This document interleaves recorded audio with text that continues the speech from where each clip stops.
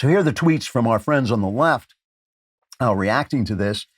Former National Security aide Ben Rhodes, we all remember Ben Rhodes, he's the guy who laughed in the face of the New York Times, who laughed along with them in their own face, telling them how stupid journalists were to have bought in to their narrative that they were negotiating with moderates in the Iranian regime to get the Iranian nuclear deal that Barack Obama wanted, and that they have been telling us, I believe falsely, stopped the Iranian nuclear program. Even if that were true, it would only do it to 2030, which is no time at all, 2031, which is no time at all.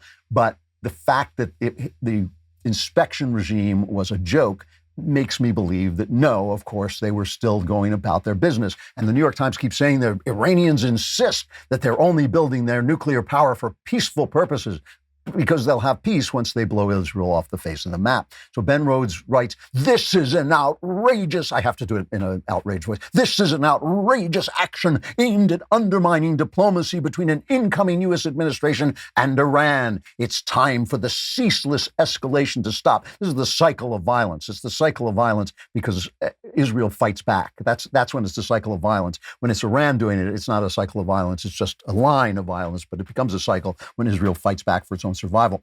Here's from former CIA Director John Brennan, who I shouldn't say it, but I called him former mole John Brennan, and he says this was a criminal act of he's such a pompous ass, this guy.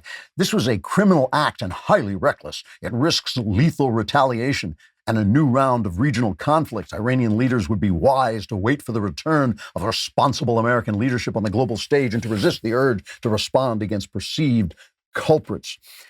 These are the same people who you remember when Donald Trump killed the head of the Iranian Revolutionary Guard, one of the biggest terrorists on earth. He killed them. These were the guys going, oh, this is going to start a war. This is terrible, the retaliation. And the Iranians didn't do much of anything because they knew that they were dealing with a crazy man who would blow them off the face of the map. They didn't like that idea. So Barbara Slavin in the New York Times, she comes out. She's from the Future of Iran Initiative, big Iran booster.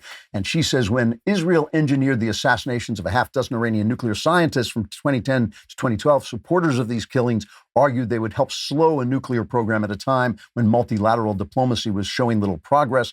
But this killing comes in a very different context.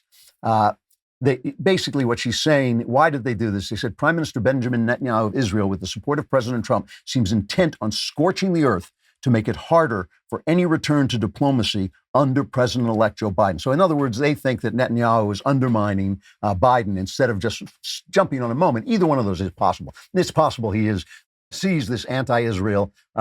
It's all the Obama people coming back online. Here is Slavin, the same woman, after they declared the Iran Revolutionary Guard in 2019, they declared it a terrorist organization because it was a terrorist organization, but it was historic, as the press would say. It was historic because it was the first time they're part of the Iranian military. It was the first time part of a national military was declared a terrorist organization. And here she is reacting to that, cut 15. I think it's problematic for a number of reasons. First of all, it's unnecessary.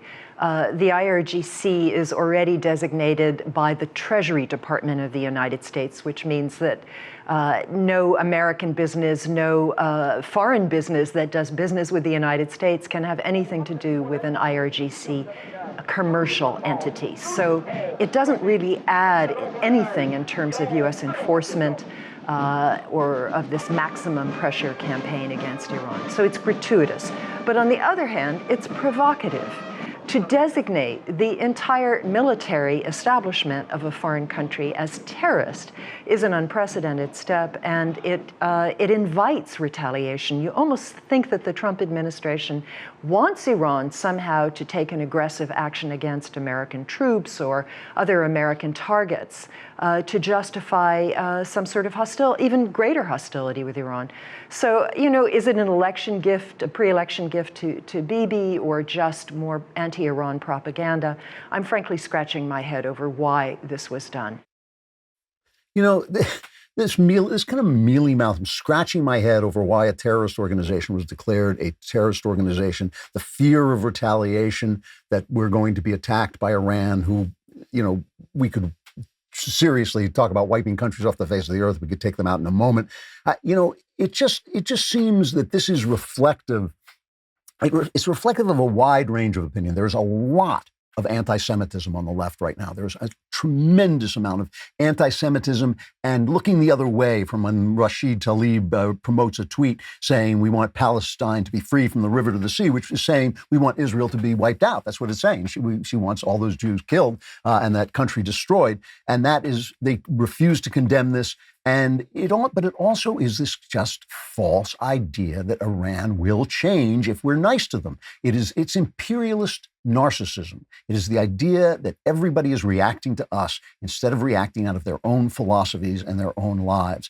This is a good action. It should be celebrated by America. America should be thrilled to see its ally and fellow free nation Israel fighting for its own survival and with this kind of talent and efficiency.